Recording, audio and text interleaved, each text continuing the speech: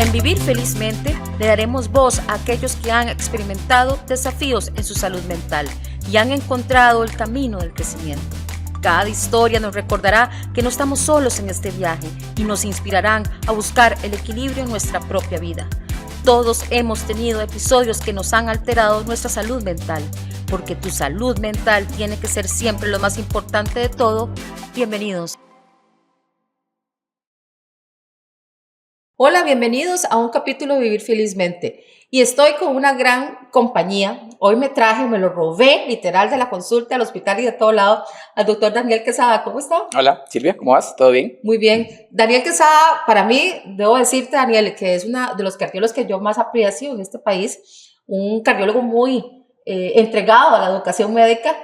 Y pues uno como médico general, desde que estás, te vemos ahí en charlas y en todo, literal. No, muchas gracias. Gracias por la invitación, gracias por las palabras. Pues aquí tratando de dar un granito de arena más, educando lo que podamos. Bueno, es que hoy vamos a conversar de un tema, Daniel, justamente, que hoy le pusimos así, corazón y estrés, por decir así. Cómo esas situaciones mal manejadas, porque realmente que cuando nos enfrentamos a cuadros de estrés, sobre todo prolongados, a veces pensamos que el estrés nada más es un tema de que me siento ahí como tenso, que de repente no duermo bien y ya. Pero ¿está relacionado el estrés con las enfermedades cardiovasculares? El estrés es un tema tan frecuente en la consulta y es muy frecuente en la consulta sin duda de nosotros. Hay una relación potente del estrés en las enfermedades cardiovasculares, pero yo siempre trato de explicarle a la gente que nadie se enferma solamente de estrés. Podemos ahora desarrollar un poco más el tema. Siempre hay factores de riesgo de fondo que de repente van sumando poquito a poquito y el estrés es uno de ellos. Está muy bien identificado hace mucho tiempo que los tipos de personalidad que hay en personas que son un poco más estresadas, más ansiosas, más que todo tiene que salirles bien o con poca tolerancia a la frustración, tienen mayor riesgo de enfermedad cardiovascular por diferentes razones que quizás ahora podemos hablar, pero sí hay una relación importante, no solamente para desarrollar enfermedades cardiovasculares, para tener presión arterial, para tener un proceso de inflamación en el cuerpo general, y hay un proceso de estrés también que sucede después de tener enfermedades cardiovasculares, que también es otro tema relevante. Cuando hablamos de enfermedad cardiovascular, obviamente, pues sabes que yo lo entiendo, pero tal vez la gente que nos escucha dice, bueno, enfermedad cardiovascular, solamente es el tema corazón propiamente. Sí. Entonces, ¿qué puede incluir lo que es la enfermedad cardiovascular? Entonces, el tema cardiovascular significa cardio, corazón, vascular, vasos. Entonces hablamos de los vasos del corazón, que son los que probablemente mayormente se dañan, pero hay vasos en el cuello, hay vasos en las piernas, hay vasos en todo el cuerpo, hay vasos en la salida del corazón, en el cerebro, en los riñones. Y las diferentes enfermedades crónicas como la hipertensión, la presión alta, la diabetes, el azúcar alto, el colesterol alto y factores de riesgo como el cigarrillo, como la edad, como la genética, pueden dañarnos el corazón y los vasos. Entonces, cuando hablamos de enfermedad cardiovascular, hablamos de todo eso. La principal probablemente causa es el infarto del corazón, ¿verdad? Cuando una arteria del corazón se tapa. Pero como bien dices, hay diferentes manifestaciones de esta enfermedad cardiovascular que las englobamos, que son los derrames cerebrales, por ejemplo, la insuficiencia cardíaca, que es una enfermedad ya crónica cuando el corazón se daña. Entonces, cada una de estas enfermedades están relacionadas con niveles de estrés y con el tipo de personalidad. ¿Por qué? Porque nos van a empeorar los factores de riesgo y en sí mismo es un factor de riesgo. El estrés genera liberación de hormonas y sustancias que generan inflamación en el cuerpo y nos aumentan la presión arterial, nos aumentan la respuesta, digamos, del azúcar en el cuerpo, nos pueden producir mal dormir, que es otro factor de riesgo también para enfermedad. Y si nos ponemos un poquito ahí, y a grosso modo, porque no te voy a pedir tampoco que me digas, bueno, el 15% ni el 13%, ¿qué tan frecuente es realmente el estrés? O sea, como causa de enfermedad del corazón, del cerebro. Porque, vamos a ver, el estrés, muchas veces cuando los pacientes a veces consultan, y muchas veces el paciente se va de la oficina diciendo, es que usted lo único que tiene es estrés, no se preocupe, no tiene nada, literal, lo que tiene es estrés. Y la persona se va de la oficina y de repente no sabe cuál es ese peso de tener ese estrés, si es necesario. ¿Será que yo voy a buscar ayuda para poder eso? ¿Me estará realmente afectando el estrés en la parte de salud? Yo te puedo decir que de las personas que manejamos con infarto agudo del miocardio, cuando llegan, digamos, cuando tuvieron un infarto, cuando una arteria se tapa, probablemente la mayoría vengan súper estresados. Y uno les empieza a abordar y empieza a hablar de la personalidad. Un buen porcentaje, probablemente, que te digo, 2 de cada 5 tienen una personalidad en donde nosotros hablamos de una personalidad estresada. Es una personalidad de ese típico que quiere que todo le salga bien, que es muy meticuloso en sus cosas, como te decía, que tiene muy mala manejo de la frustración. Entonces es un rasgo de personalidad frecuente en este grupo de personas que no saben manejar el estrés. Vivimos en una sociedad muy demandante en donde cada vez tenemos que trabajar más, con tipos de descanso menores, con una conectividad a nivel de internet y computación que nos ha facilitado las cosas, pero también nos ha hecho extender los tiempos laborales. Entonces ya la gente no termina de trabajar cuando se va de la oficina porque tiene el correo en el teléfono, porque tiene mensajería en el teléfono, porque tiene tareas que hacer en el trabajo, digamos, en la casa. Entonces los tiempos en los cuales la persona destina para liberarse son cada vez menores. Y esto no solamente afecta desde el punto de vista psicológico-emocional, que claramente hay un factor, sino que esto afecta también en cómo esa persona distribuye su tiempo en el día a día para hacer otras cosas que son cardiosaludables. Entonces, indirectamente esas personas que son muy estresadas, una de las manifestaciones usuales que tienen, o unas características, es que casi no hacen actividad física o casi no hacen actividad de esparcimiento al aire libre o digamos, fuera de la oficina, y eso sin duda afecta también de manera importante la enfermedad cardiovascular. Entonces van un poco de la mano, ¿verdad? Es una cadena de eventos que suceden, no solamente es la persona muy estresada, sino que es la persona muy estresada, pero además, ¿por qué está muy estresada? Porque tiene mucho trabajo, porque tiene un problema familiar, porque tiene muchas deudas, por cualquier razón que sea, pero además que no busca una manera de canalizarlo y se mantiene así. Si yo vamos a ver, para no, porque enfermedad cardiovascular son un montón de cosas, de enfermedades, pero voy a irme a lo más frecuente, Daniel. Hipertensión, presión alta, de alta prevalencia en la región, para no decir solo Costa Rica, sí. En la región. El estrés, normalmente cuando uno ve a un paciente y lo empiezas a ver y empieza a elevar presión arterial, porque estabas hablando justamente de esas sustancias, cortisol, noradrenalina, que son unas sustancias que me sirven a mí para cuando voy a cruzar la calle, de repente ven un carro y salir corriendo para que no me atropelle, ¿cierto? Para eso sí me sirve y eso es normal como reacción. Pero este estrés en el cual yo tengo un estado donde tengo estas sustancias que me alteran mi funcionamiento como tal, es más difícil, estos pacientes que tienen presión alta, tratar esta presión alta, el tratamiento es diferenciado y hay mayores cambios en el corazón con respecto a la hipertensión. Sí, como bien dices, esos pacientes están en alerta siempre, ¿verdad? O sea, evolutivamente esas sustancias que están relacionadas con el estrés, como bien las mencionaste, estaban destinadas para salvarnos del tigre cuando venía detrás de nosotros para sobrevivir. Sí. O sea, esa es la evolución de esas sustancias, es libere adrenalina, corazón rápido, presión alta, corra, prepare los músculos porque viene un peligro que nos va. Ahora nuestro cerebro interpreta esos peligros como el trabajo final que tengo que entregarle al jefe y se liberan igual esas sustancias, aunque ya no tenemos el tigre atrás que nos vaya a comer. El tigre ahora es la hipertensión. Entonces estos pacientes tienen esas presiones más elevadas, cuesta más controlarlos. A veces hay que dar incluso medicamentos para disminuir ese estrés, que ya es, digamos, medicamentos fuera del tratamiento, digamos, propio del corazón, porque tienen persistencia de frecuencias cardíacas elevadas, presiones arteriales muy elevadas. Y ese es otro tema importante. Muchas de esas personas andan aceleradas y claramente le dicen a uno, es que yo ando acelerado. Y no solamente es acelerado que se sienten que tienen que hacer muchas cosas, que tienen que estarse moviendo, que tienen que hacer esto y lo otro, sino que la frecuencia cardíaca literalmente está más acelerada. Y eso es un factor de riesgo también para todo, para presiones más altas, para que la presión no esté bien controlada. Y es esa hiperactividad del corazón y ese sistema, digamos, que antes hablamos de defensa en situaciones especiales, que se activa. Y estas personas, en general, tener una frecuencia cardíaca elevada es un factor de riesgo para cualquier cosa. Para enfermedad de cualquier cosa es un factor de riesgo tener frecuencias cardíacas más altas. ¿Son más resistentes al tratamiento? No precisamente. No necesariamente más resistentes, pero sí tenemos ese factor adicional que hay que controlar. Muchos de ellos sí tenemos que agregarle varios medicamentos, incluso estos otros medicamentos para, como te digo, disminuir frecuencia cardíaca. Un poco conversar esto y tratar en la conversatorio, explorar estos factores pueden ayudar a que la persona pues mejoren ese nivel, y sobre todo porque a todos sí o sí les vamos a recomendar actividad física. Y en el proceso de esa actividad física, pues hay mejoría secundaria, digamos. De esto. Y es que vos sabes que como el estrés desgraciadamente, pues no duele, no molesta, igual que la presión alta.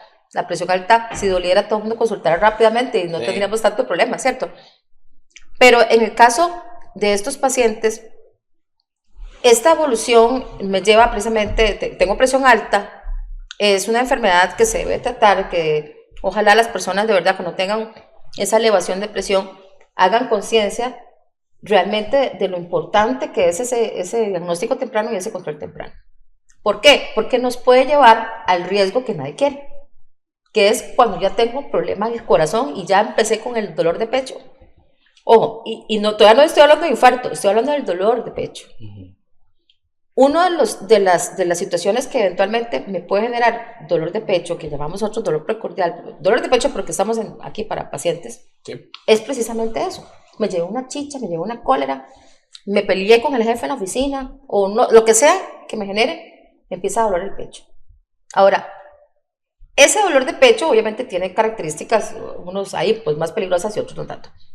Pero ya cuando hay dolor de pecho, Daniel, eso es una bandera rojísima, fosforescente, roja, fosforescente, ¿verdad?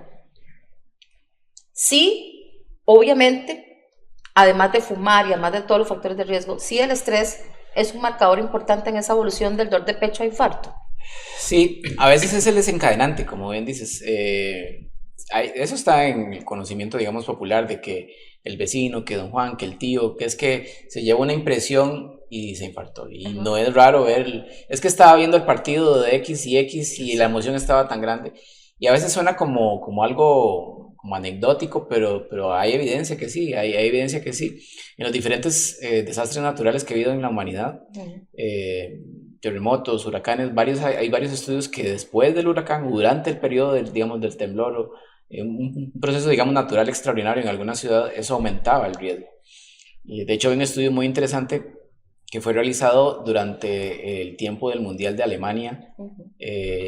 Alemania fue creo que 2006, si mal no recuerdo, en donde evaluaban la cantidad de infartos en la población alemana durante los partidos de Alemania, y había claramente un aumento en los niveles de infartos los días que jugaba Alemania. Recuerden que Costa Rica jugó con Alemania, no hubo tantos infartos ese día porque no nos fue tan bien, pero sí hay un aumento. Entonces hay un factor ahí que puede ser como el disparador, como la mecha que enciende la llama de un cuarto de dinamita que ya estaba ahí adentro. O sea, no es tan cierto, digamos, que por puro estrés alguien vaya a tener un problema al corazón.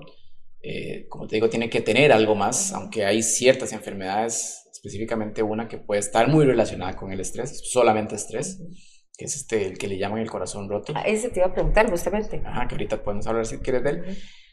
Que esa es otra condición totalmente aparte, pero sí es un factor que desencadena muchas veces, y que es el factor, digamos, disparador. Disparador. Y es que qué difícil. ¿Alguna vez te ha dado una crisis de estrés? Claro. Sí, claro. ¿Y qué haces vos para manejarla? O sea, que lo has tenido. Yo creo que es muy difícil que alguien no haya tenido una crisis de estrés en la vida, ¿verdad? Yo creo que hay diferentes técnicas, tratar de interiorizar qué es lo que está sucediendo, ver las soluciones. Yo creo que obviamente la ayuda de los profesionales relacionados con la parte de la salud mental son muy importantes. Creo que utilizamos menos de los servicios de ellos de lo que deberíamos. Pero al final de cuentas yo creo que es como la experiencia lo que uno le va dando. Es decir, si a mí se me reventó la llanta de un carro y ya cambié una vez, ya la próxima vez probablemente no me estrese tanto porque ya sé cómo cambiar la llanta. Pongo un ejemplo, digamos, cotidiano, pero así es en el día a día, digamos, es cómo saber solucionar las cosas. Y yo creo que un poco saber de que las cosas hay algunas que tienen solución, hay otras que no.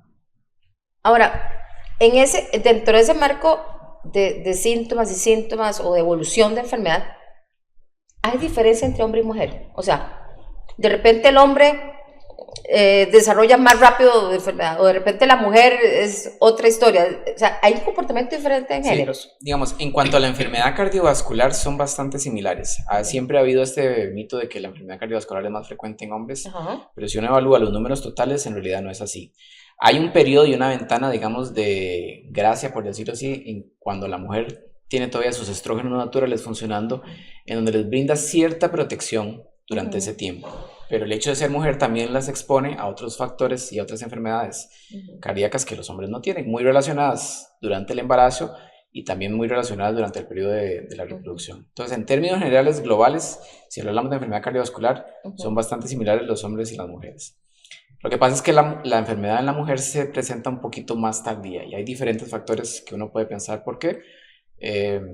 Claramente son más resistentes que los hombres en general, están diseñadas para tener un parto, así que solamente eso las hace, digamos, tener lo pongo como ejemplo, ¿verdad? Pero claramente hay una diferencia ahí, pero sí se manifiesta un poco más tardía.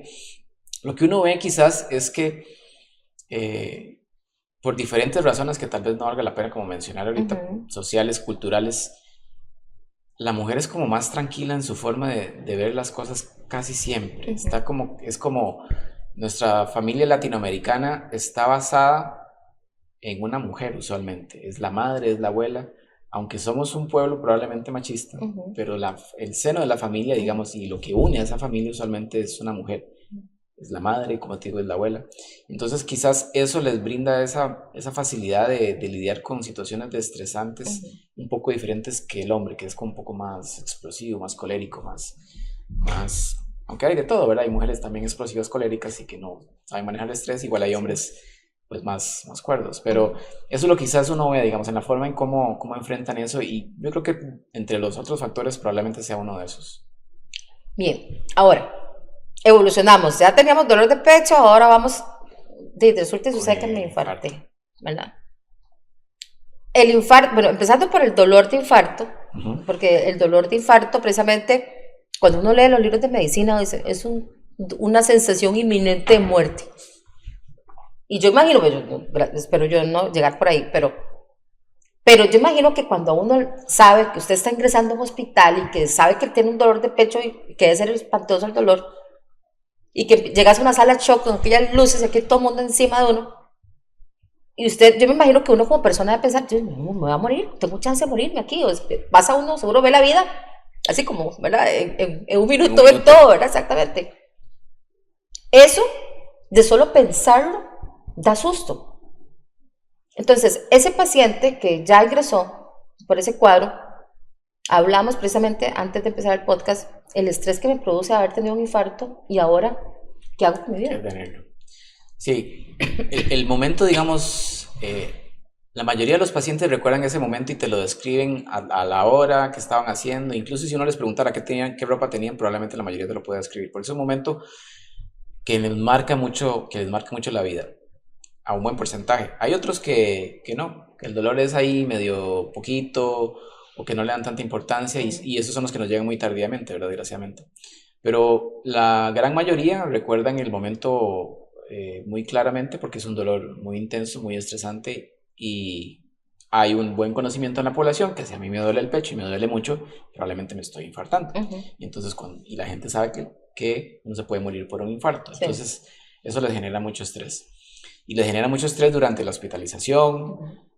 Claramente, cuando a uno le dan una noticia de una enfermedad, hay un periodo de aceptación de la enfermedad, hay un periodo de duelo en donde yo pierdo mi salud, o sea, lo que antes yo podía hacer, quizás ahora no lo puedo hacer, y claramente hay un gran pensamiento de incertidumbre hacia el futuro de las personas, sobre todo relacionado con que voy a quedar con incapacidad, que voy a quedar con alguna dificultad, o que me voy a morir, ¿verdad? Entonces aparece ese miedo a la muerte, y es un periodo de tiempo en que el paciente tiene que empezar a adaptarse a eso y empezar a tener un poco de confianza, porque dura hasta 6 meses, un año en que la persona está temerosa, ansiosa, estresada por lo que viene.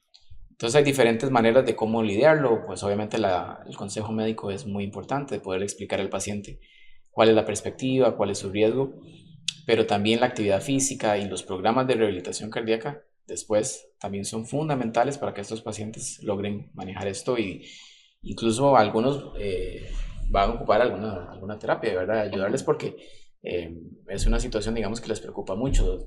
Y es que se pierde toda la cotidianidad que antes tenía. Las personas antes de que tengan un infarto toman las llaves de su auto, van y se montan y listo, y lo piensan. Ahora después de un infarto toman las llaves y se ponen a pensar y se sientan. ¿Puedo manejar? ¿Será que es seguro manejar? Entonces, tu día a día se cambia totalmente.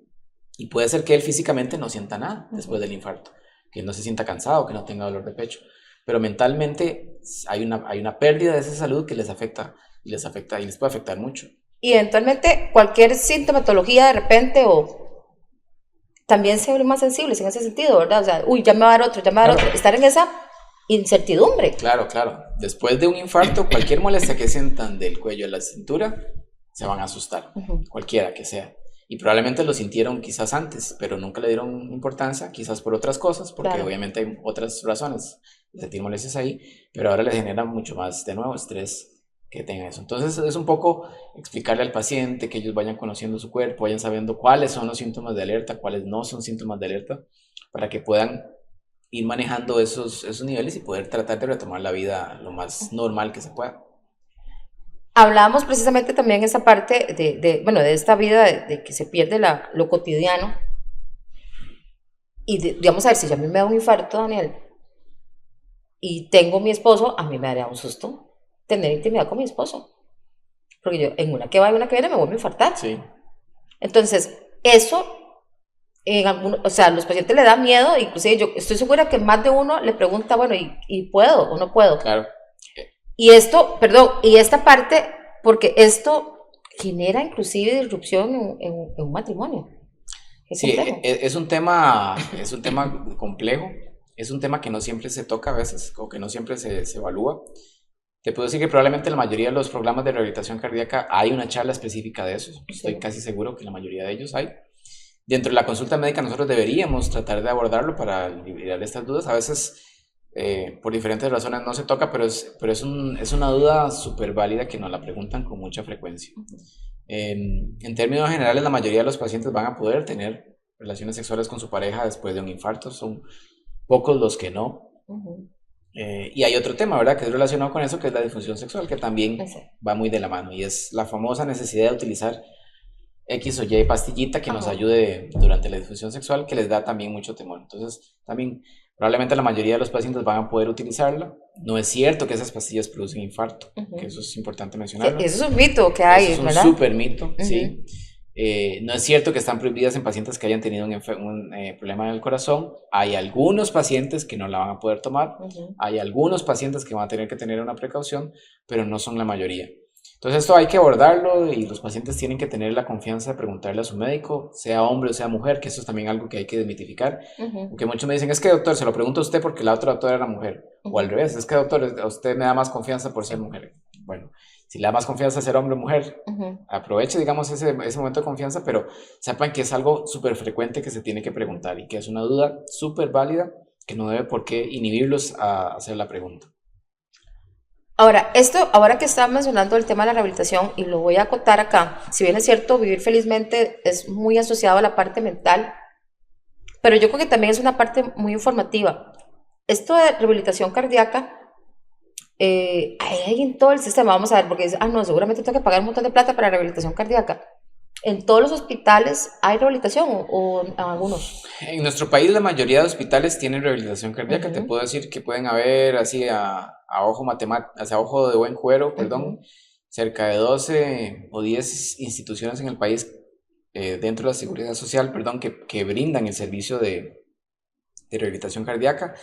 Hay lugares que también lo pueden hacer de manera privada, ¿verdad? Que también son una opción. Y si no, digamos, hay métodos dentro del ambiente comunitario que también pueden ayudar, y una buena indicación de un médico también les puede orientar. Ahí lo importante es saber que existe primero, digamos. Yo creo que es muy importante, es una buena manera de liberar el estrés.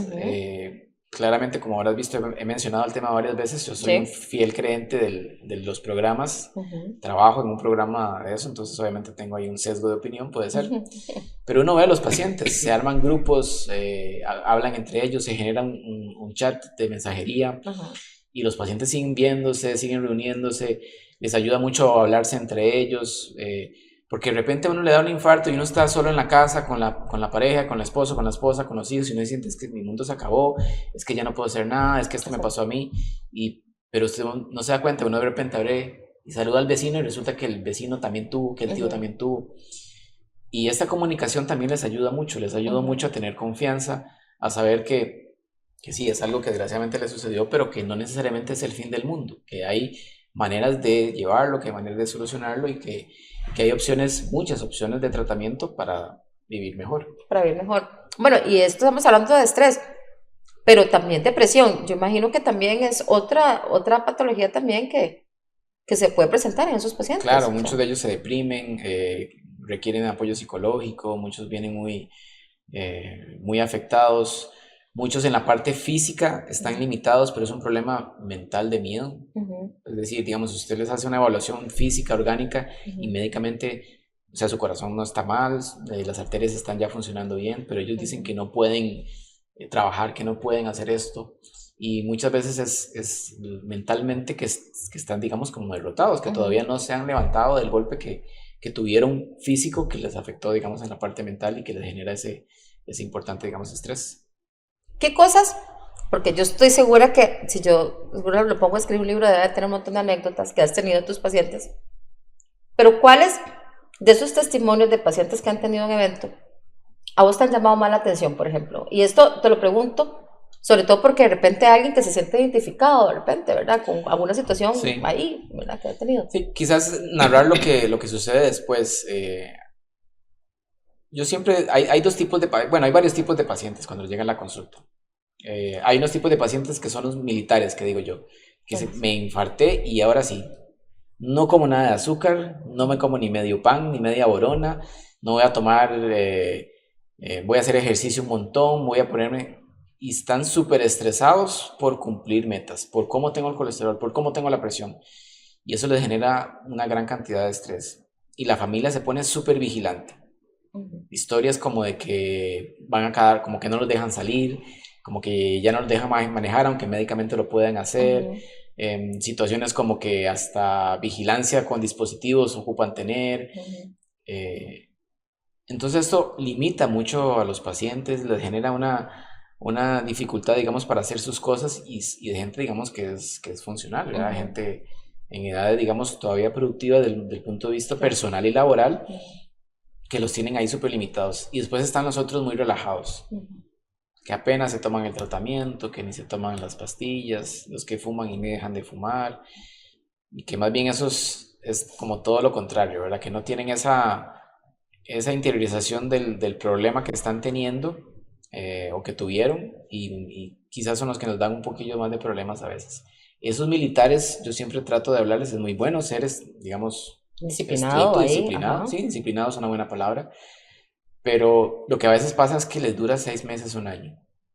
Entonces a esos muy disciplinados yo les digo, ok, está muy bien lo que usted está haciendo, pero tiene que pensar que estas medidas que usted está haciendo, estos cambios que usted está haciendo en su alimentación, en su actividad física, tiene que mantenerlos de aquí hasta el último día que Dios o que el universo lo tenga en este mundo. Y eso se los hago para que aflojen si tienen que aflojar un poco, o soquen si tienen que socar un poco si las medidas no son lo suficientemente estrictas, porque es algo que hay que mantener en el tiempo. Estas son, yo les digo siempre que son carreras maratones, o sea, no estamos una carrera de 100 o 200 metros a ver quién es el que llega primero, sino son carreras que el que resiste más tiempo.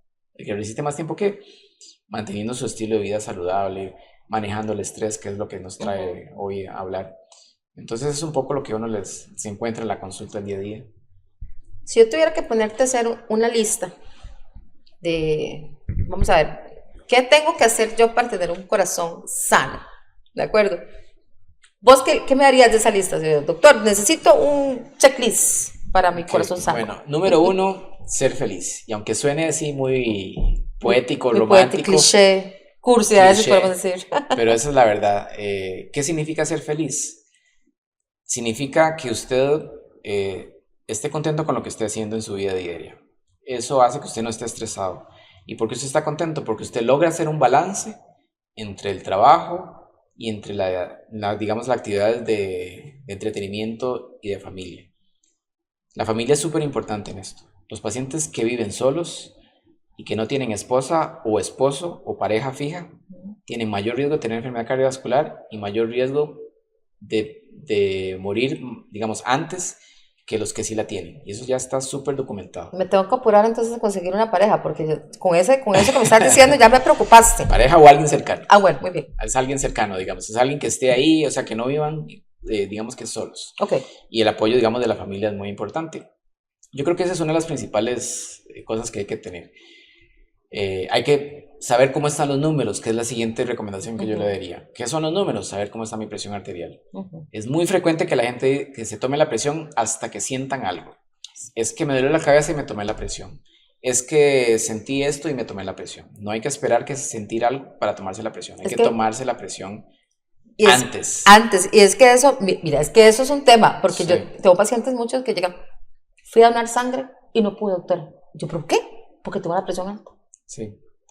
Es todo un tema. O sea, yo creo que después de los 40 años, si usted no tiene ningún factor de riesgo y si no antes, usted tiene que estarse tomando la presión por lo menos una vez al año mínimo. Y vean que no les digo mucho, una vez al año es poquito. No es nada, ¿no? Una vez al año es poquito. Probablemente sea más beneficioso más tiempo, pero no espere a que tenga síntomas. Conozca cómo están sus números. Y es un procedimiento tan sencillo que se puede hacer en tantos sitios que de verdad que no es justificable que alguien no lo haga.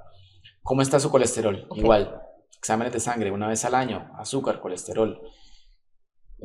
Cómo está la alimentación y la actividad física, que es el siguiente factor que yo creo que es muy importante, tener un estilo de vida saludable.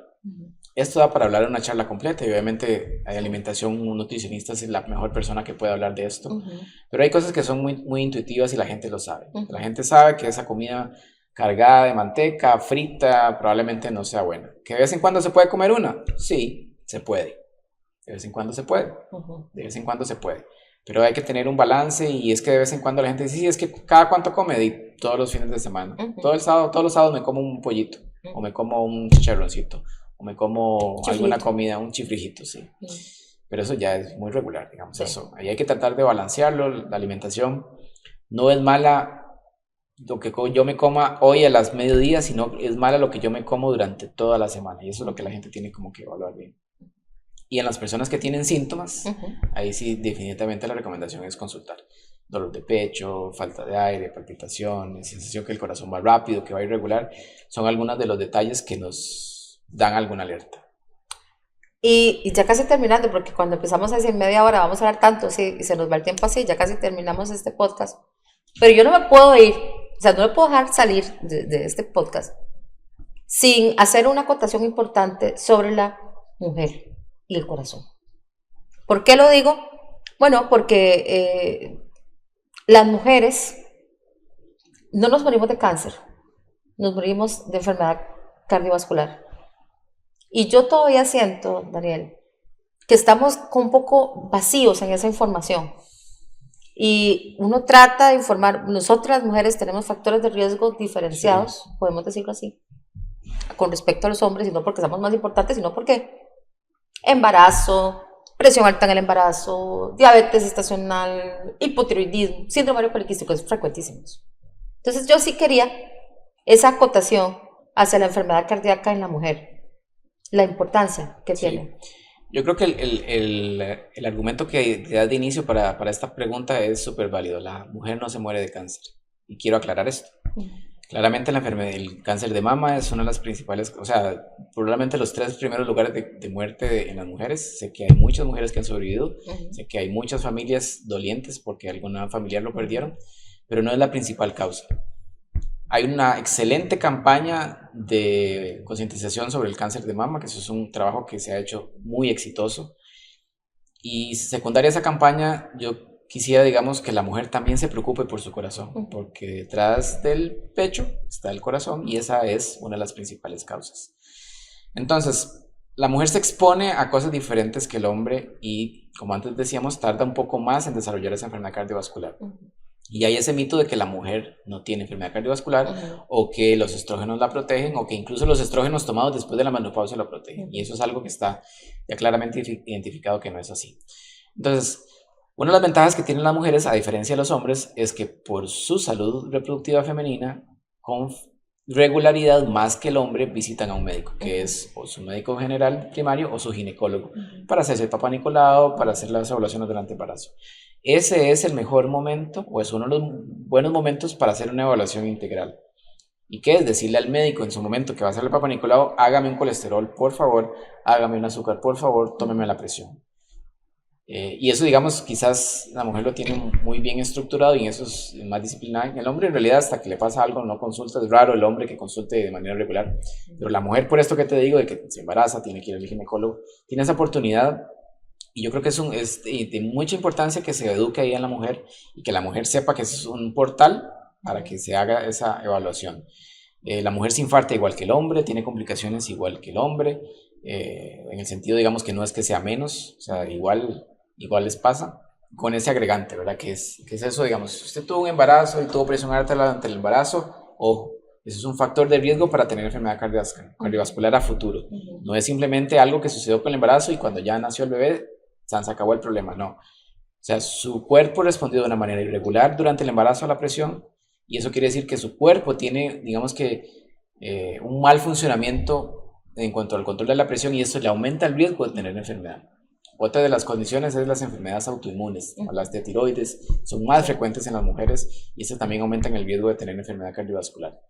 Entonces yo creo que en este mes justo, que todos ponen un lacito rosado, que a mí me parece fantástico lo que han hecho los colegas y todas las que están relacionadas con la salud femenina para colocar ese lacito rojo en todas las solapas durante este mes, que recuerden que también el corazón es relevante y recuerden que hay que portar ese rosito rojo, digamos, para el corazón siempre.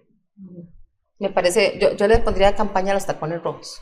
Sí, mujeres en rojo. Mujeres en rojo se llama, exacto. Sí. En los congresos de cardiología es mujeres en rojo y es esa manera de recordar y que la salud cardiovascular de la mujer es muy relevante y bueno, es todo un tema que yo creo que es muy importante que se hable. Mujeres, revísense su corazón. Claro. Es muy importante que se revisen su corazón. Que sepan cómo está su colesterol. Hay muchos factores de riesgo que están ahí y que hay que controlar. Y es que a veces nosotros los dejamos de último. Sí, ese es el otro tema. El otro tema es ese, como que es la madre que cuida, que es la que soporta el hogar, entonces no, ahorita voy, no puedo porque tengo que cuidar. Y eso va retrasando las consultas. Eso es un tema que así como nos generan esa estabilidad, digamos, sociocultural que tenemos a nivel de latinoamericano, porque creo que eso es bueno, quizás en otras latitudes también pasa, pero eso es algo muy arriesgado en la cultura latinoamericana, también las priva de consultar médicamente más tempranamente, por eso, porque son las que sostienen la casa, y si se van, la casa se cae. Totalmente. Pero bueno, señoras, les insto a que a veces se caiga la casa y que busquen su bienestar, porque si tienen que estar saludables para seguir sosteniendo esa casa. Por supuesto, y creo que hacemos muchas funciones tan importantes en la sociedad que una es esa, velar por nuestra salud. Sería genial que la pongamos ahí dentro de las prioridades. Él es Daniel Quesada, cardiólogo de Costa Rica, de la clínica Rod, es así, ¿verdad? Y de Vivit. Sí, señor. De Tibás. Gran médico, cardiólogo de nuestro país. Ha sido un gran gusto tenerte. No, gracias por la invitación. La verdad ha sido buenísimo hablar con vos estos minutos. Me ha encantado. Muchas gracias. Y espero que no sea la primera. Esperemos que no. Bueno, esperemos regresar. Claro, porque hay muchos temas de que conversar con respecto al corazón. Hay mucho. Corazón roto, ese que dijiste, sí, ese es otro tema. Ese es otro tema que no lo hablamos, pero bueno, para la próxima. Bueno, entonces los invitamos a otro episodio de Vivir Felizmente. Muy feliz, de verdad, de culminar esta conversación sobre lo que es el corazón. Así que los esperamos en un próximo episodio. Muchas gracias. Hasta luego. Buenas noches. Buenas noches. Este espacio es patrocinado por Saicus, la división de marcas de Calox, división inspirada en la ciencia, la medicina y el ser humano.